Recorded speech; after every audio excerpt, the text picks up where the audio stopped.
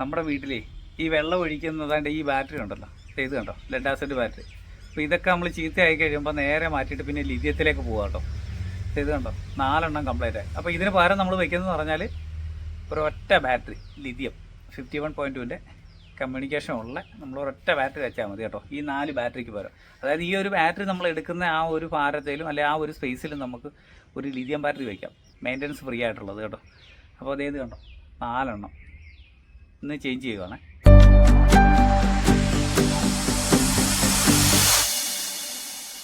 നമ്മളെ ഒരു 5 kilo വാട്ടിൻ്റെ lithium ബാറ്ററിയാണ് ഇന്ന് സെറ്റ് ചെയ്തേക്കുന്നത്. 6 ഈ ഒരു ലിഥിയം ബാറ്ററി വരുന്നത് കേട്ടോ. അപ്പോൾ നമ്മൾ സെറ്റ് ചെയ്തിരിക്കുന്നത് പറഞ്ഞാൽ നമ്മുടെ UTLൻ്റെ പഴയ മോഡൽ ഒരു PCU ആണിത്. അപ്പോൾ ഇതിനകത്ത് കൊടുത്തിരുന്നത് പറഞ്ഞാൽ ലെഡ് ആസിഡ് ബാറ്ററി 4 കൊടുത്തിരുന്നത് 48 വോൾട്ടിൻ്റെ. അപ്പോൾ നമ്മൾ ആ ഒരു 4 ബാറ്ററി ചേഞ്ച് ചെയ്തിട്ട് നമുക്ക് അതിന് പകരമായിട്ട് ഇത് കണ്ടോ, 6 5 കിലോ വാട്ടിൻ്റെ ഒരു 48 വോൾട്ട്, അതായത് 51.2 വോൾട്ടാണ് ഇതിൻ്റെ വരുന്നത്. ഇത് ക്യാൻ കമ്മ്യൂണിക്കേഷൻ ഉള്ളതാണ്. അതുപോലെ തന്നെ അടുത്ത ബാറ്ററി നമുക്ക് ഇതിന് മുകളിൽ സാക്ക് ചെയ്ത് വെക്കണമെന്നുണ്ടെങ്കിൽ അതിനുള്ള ഓപ്ഷൻസും കാര്യങ്ങളൊക്കെ ഇവിടെ ഉണ്ട്. ഈ ഒരു ബാറ്ററി നമ്മൾ സെറ്റ് ചെയ്യുന്നതെന്ന് പറഞ്ഞാൽ നമ്മുടെ UTLൻ്റെ പഴയ ഒരു PCU ആണ്, ആൽഫ പ്രോ. ആൽഫ ആണ് ഇതിൻ്റെ ഒരു മോഡൽ വരുന്നത്. ഒരു 3 കിലോ വാട്ടിൻ്റെ 48 വോൾട്ടാണ് ഈ സിസ്റ്റം വരുന്നത്. ഇതിനകത്ത് നമുക്ക് ലെഡ് ആസിഡ് ബാറ്ററി കണക്ട് ചെയ്യാനുള്ള ഓപ്ഷൻസ് മാത്രമേ ഉള്ളൂ. ലിഥിയം ബാറ്ററി സെറ്റ് ചെയ്യാനുള്ള ഓപ്ഷൻസ് അതിനകത്ത് ഇല്ല. അപ്പോൾ ആ ഒരു ഓപ്ഷൻ ഇല്ലാത്ത ഒരു ഇൻവെർട്ടറിലാണ് നമ്മൾ ഈ ഒരു ലിഥിയം ബാറ്ററി നമ്മൾ സെറ്റ് ചെയ്യുന്നത് കേട്ടോ. ഈ 6 എന്ന് പറയുന്ന ഈ ഒരു ബാറ്ററി നമുക്ക് ഇതുപോലെയുള്ള സിസ്റ്റത്തിലൊക്കെ നമുക്കിപ്പം ലിഥിയം ബാറ്ററിയുടെ ഓപ്ഷൻ ഇല്ലാത്ത സിസ്റ്റത്തിലൊക്കെ നമുക്ക് സെറ്റ് ചെയ്യാം. അതാണ് കമ്പനി അങ്ങനെ ഒരു വാറണ്ടിയോട് കൂടി തന്നെ തരുന്നത്. ഇതാണ് അതിൻ്റെ പാക്കറ്റ് വരുന്നത് കേട്ടോ. നമുക്ക് ലിഥിയം ബാറ്ററി വരുന്നത് ഇങ്ങനെയാണ്. 6 5 വർഷം വാറണ്ടിയാണ് വരുന്നത്. അത്യാവശ്യം നല്ല ക്വാളിറ്റിയുള്ള ഒരു പാക്കിങ് കാര്യങ്ങളൊക്കെയാണ്. കാരണം വുഡൻ ബോക്സ് ഒന്നും അല്ല, അല്ലാതെ തന്നെയാണ് നമുക്ക് പാക്കിങ് കാര്യങ്ങളൊക്കെ തന്നിരിക്കുന്നത്.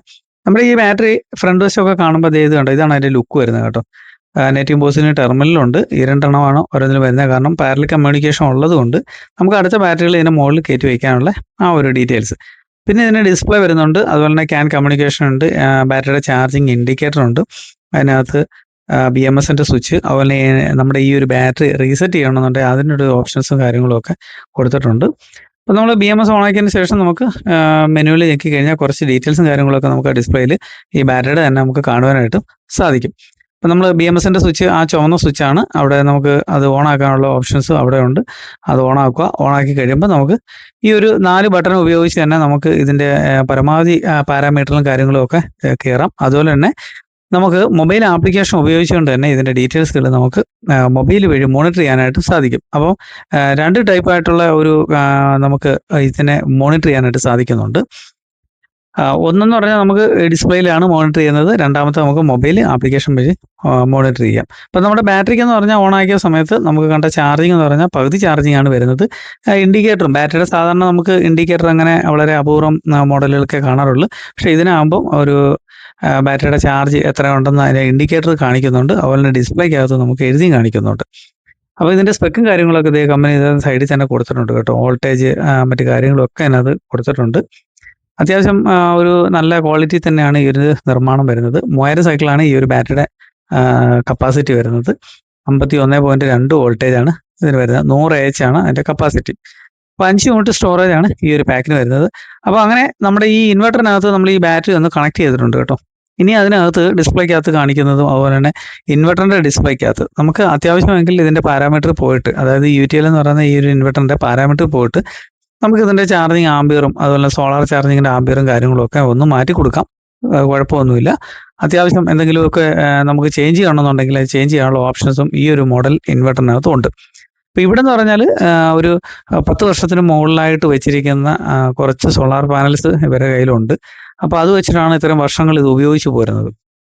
അപ്പോൾ ആ ലെഡ് ആസിഡ് ബാറ്ററിയിൽ വെള്ളം ഒഴിച്ച് ഇത്രയും നാളായിട്ട് ഉപയോഗിക്കുന്നത് കംപ്ലൈൻ്റ് ആയതിനു ശേഷമാണ് ഈ ഒരു ബാറ്ററിയുടെ ഒരു കാര്യം ഓണേഴ്സ് നമ്മളെ വിളിച്ച് പറയുന്നത്. അങ്ങനെയാണ് നമ്മൾ ഈ ഒരു ബാറ്ററി ഇതിനകത്ത് സെറ്റ് ചെയ്ത് കൊടുക്കാം എന്നുള്ള കാര്യങ്ങളൊക്കെ നമ്മൾ ചിന്തിക്കുന്നത്. അപ്പോൾ അങ്ങനെയാണ് ഇത് സെറ്റ് ചെയ്തിരിക്കുന്നു. ഇത് ചാർജിങ് ഒക്കെ നമ്മൾ KCB ചാർജിങ് ഇട്ടിട്ടുണ്ട്, അതുകൊണ്ട് സോളാർ ചാർജിങ് ഇട്ടിട്ടുണ്ട്. അത്യാവശ്യം ബാറ്ററി അങ്ങനെ ചാർജിങ് കാര്യങ്ങളൊക്കെ നടക്കുന്നു എന്നറിയാൻ വേണ്ടി. കാരണം മഴയുടെ ഒരു കൂരാപ്പും കാര്യങ്ങളും ഒക്കെ ഉള്ളത് കൊണ്ടാണ് നമുക്ക് അതിൻ്റെ സോളാർ പാനലിൽ നിന്നുള്ള ഊർജ്ജം കുറവുണ്ട്. അതുപോലെ പാനൽ പഴക്കം ഉള്ളത് കൊണ്ട് അതിൻ്റെ ഒരു സൈഡ് എഫക്റ്റ് നമുക്ക് അതിനകത്ത് വരും. ഇപ്പോൾ ഗ്രിഡ് ചാർജിങ് ഓണാക്കി ഇടുന്നുണ്ട്.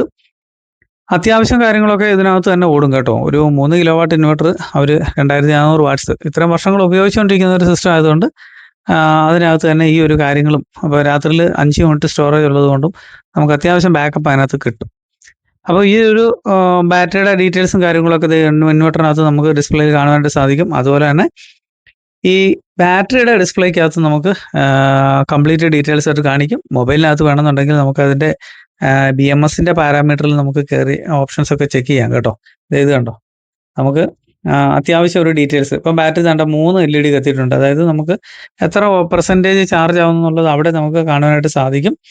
എന്തെങ്കിലും എററും കാര്യങ്ങളൊക്കെ ഉണ്ട് താഴെ ആ ഒരു ലൈറ്റ് അവിടെ LED ലൈറ്റിൻ്റെ അവിടെ റെഡ് ബ്ലിങ്ക് ചെയ്യാനായിട്ട് തുടങ്ങും എന്തെങ്കിലും എററോ കാര്യങ്ങളോ വരുന്ന സമയത്ത്.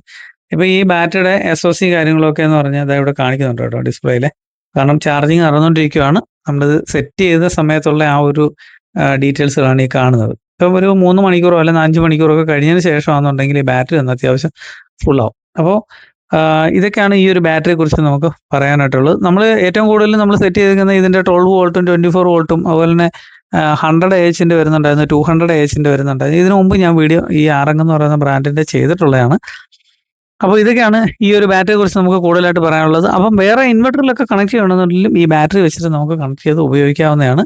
ഇപ്പോൾ ഇത് കണ്ടല്ലോ, നമ്മൾ സ്പേസ് ലാഭിക്കാൻ വേണ്ടിയാണ് ഇങ്ങനെ ചെയ്തിരിക്കുന്നത് കേട്ടോ. ബോഡിയിൽ ബാറ്ററിയും ഇൻവെർട്ടറും തമ്മിൽ ടച്ച് ചെയ്യാതെ ഇരിക്കാൻ വേണ്ടിയാണ് അതിനിടയിൽ ഫോമൊക്കെ കയറ്റി വെച്ചിട്ടാണ് നമ്മളിത് ചെയ്തിരിക്കുന്നത്. അപ്പോൾ ഇങ്ങനെ സെറ്റ് ചെയ്തുകൊണ്ട് ഒരു ഗുണമുണ്ട്. രണ്ടിൻ്റെയും ആ ഒരു ഡിസ്പ്ലേയും കാര്യങ്ങളൊക്കെ നമുക്ക് അത്യാവശ്യം കാണുവാനായിട്ട് സാധിക്കും. റീസെറ്റ് ചെയ്യണമെങ്കിൽ അതിന് ബട്ടണും കാര്യങ്ങളൊക്കെ ഉണ്ട് കേട്ടോ. ഇൻവെർട്ടറെല്ലാം ഓഫ് ചെയ്തതിന് ശേഷം റീസെറ്റ് ചെയ്യാനുള്ള ഓപ്ഷൻസ് കാര്യങ്ങളും ഉണ്ട്. ചാർജിങ് ആംബിയർ ഇവിടെ കാണിക്കുന്നുണ്ട്. അപ്പോൾ ഇതിനെക്കുറിച്ചൊക്കെ കൂടുതൽ അറിയണമെന്നുണ്ടെങ്കിൽ നമ്മുടെ വീഡിയോ ഒന്ന് കണ്ടു നോക്കുക. ഡിസ്ക്രിപ്ഷനിൽ എൻ്റെ നമ്പറുണ്ട്. വാട്സാപ്പിനകത്ത് മെസ്സേജ് അയച്ചാൽ അതിൻ്റെ ബാക്കി കാര്യങ്ങളൊക്കെ നിങ്ങൾക്ക് അറിയിക്കുന്നതായിരിക്കും. അപ്പോൾ വീഡിയോ ഇഷ്ടപ്പെട്ടാൽ ലൈക്ക് ചെയ്യാനും ഷെയർ ചെയ്യാനും മറക്കരുത്. വീഡിയോ കണ്ടതിന് നന്ദി.